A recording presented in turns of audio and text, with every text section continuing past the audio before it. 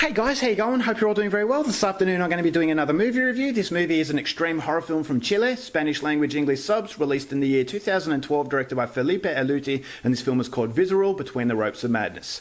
So Visceral: Between the Ropes of Madness is about a boxer. He's very hyped about his next fight. It's the biggest fight of his life. He really wants to win, but unfortunately he doesn't. And as a result of that, he's completely lost his mind, and we learn that he's become a serial killer. So he's kidnapping victims, he's torturing them, all at the request of a demon entity that torments him. And so this is a severely ill individual, and we basically follow him as he does horrible things and goes on a path of destruction. So what happens that point on is something you're going to have to find out for yourself, because that's as far as I'm going with my synopsis.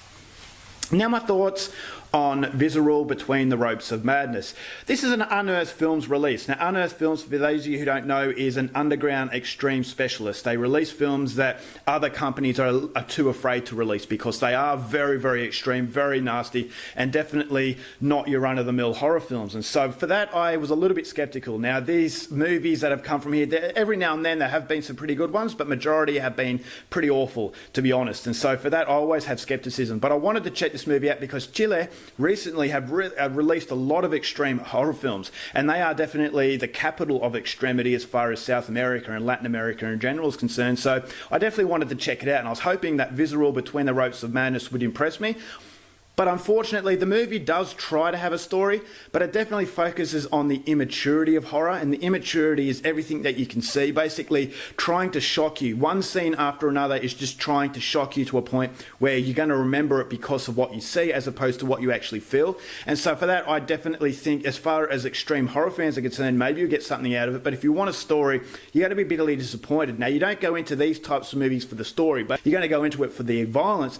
But the reason why I was so disappointed with this one is that it does have hints of a good story, is that this demon entity, especially what was going on there, but I just thought as though it gave it an excuse to make it a 70-minute movie of extreme demonstrations. The ugliness of humanity, the hatred against humanity, but venting your frustrations out in society. This is basically what this film does, and it's unfortunately what a lot of these other movies do. And so the immaturity is there. It's making as much noise as you can to get the attention, as opposed to doing what proper horror films do and creeping you out.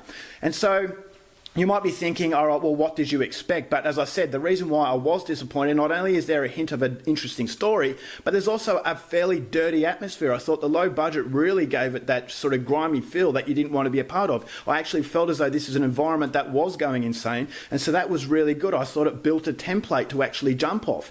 And to say that this is a low budget horror film, I definitely think that's a get out of jail free card, because, for example, there was a movie I reviewed a few weeks ago called Baker Man from Denmark. That was ultra low budget, but actually had a really interesting story and really interesting characters, and so it's no real excuse. I definitely think these movies are lazy in that they're just trying to give you really horrible violence for the sake of it, because basically they don't want to work on anything else. And so it's selected at a very acquired taste, and for that I can appreciate. I know people are going to love this film, but for me, I wanted a bit more, and I expected a bit more, because there was that threat of, I'm going to actually expand this story in a way that actually complements the extremity. And if you have interesting characters, if you actually have a relatable story, it gives the extremity even more power. But unfortunately, a lot of these films don't really understand that. So for me, it just didn't work. I will say that it is a little bit better than the majority of these types of movies, because at least it does try.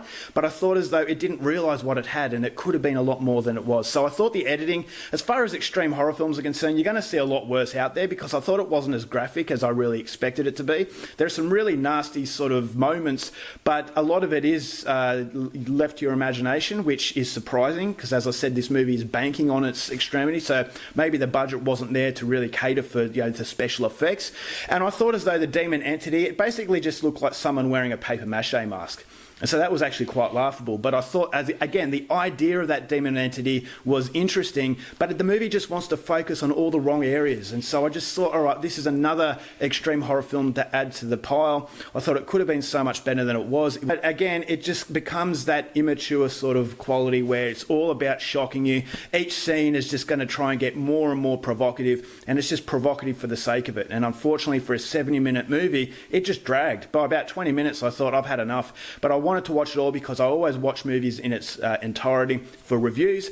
But yeah, as I said, after the 20-minute mark, I just got bored because it really doesn't provide anything else. It always has the hint that the story is going to evolve in a really rewarding way, but it just doesn't focus on it. It just wants to focus on shocking an audience based on a visual sense. And so that doesn't really have any lasting impact for me. And as a result of that, I'm going to give Visceral Between the Ropes of Madness half a star.